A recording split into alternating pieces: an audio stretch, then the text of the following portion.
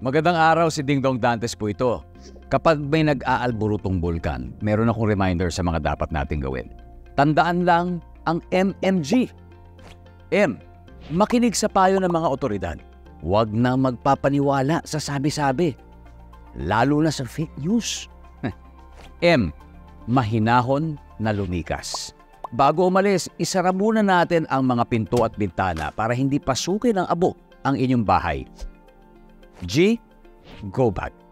Make sure na may nakahandang emergency go bag na may lamang damit, gamot, pagkain, tubig, pera at face mask. Madali lang tandaan, hindi ba? Mag-MMG ka lang kapag may nagbabadyang pagputok ng bulkan. #panatag ang may alam.